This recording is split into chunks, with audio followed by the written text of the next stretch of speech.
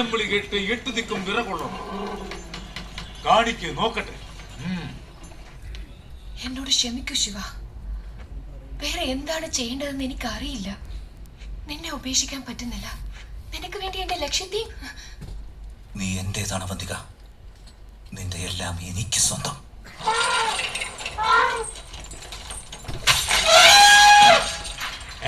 എന്തു പറ്റിയടാ അതിന്?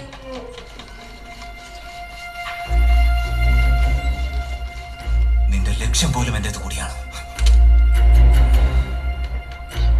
എന്തു പറ്റി? നമ്മുടെ എല്ലാ സൈനികരും മരിച്ചു പ്രഭു. അവൻ അവിടെ ഉണ്ടാവുമെന്ന് ഞങ്ങൾ തീരെ പ്രതീക്ഷിച്ചില്ല പ്രഭു. ആരാണവൻ? ആരാണവൻ? ബാഹുബലി.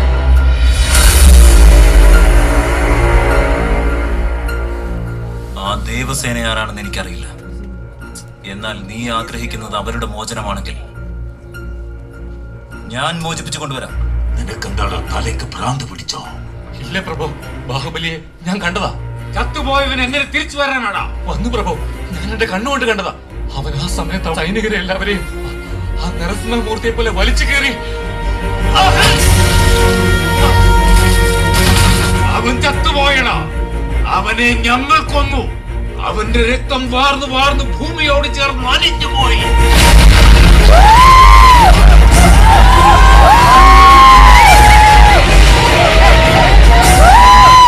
അവന്റെ ശരീരം തീയിൽ കത്തി അമർന്ന് ചാമ്പലായി പോയി.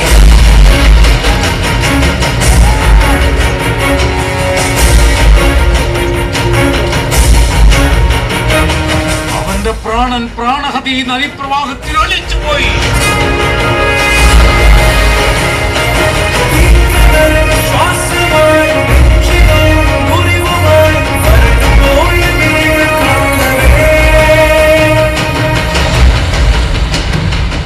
അവന്റെ ചിതാഭസ്മം ഈ കാറ്റിൽ പാറി പറന്നുപോയി.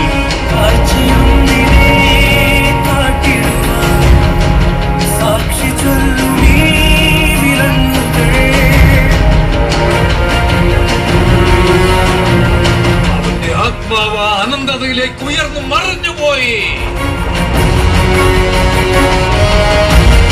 ബാഹുബലി മരിച്ചു. അവനെ പണ്ടേ നമ്മൾ കൊന്നു.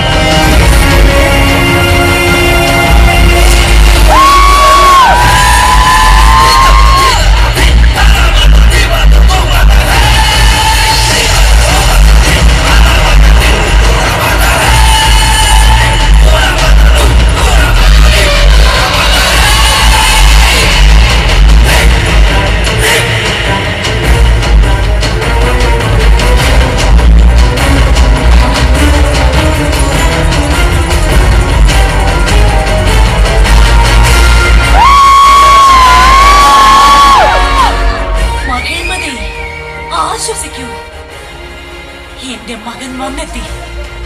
ബാഹുബലി മൃത്യുവിനെ കീഴടക്കി.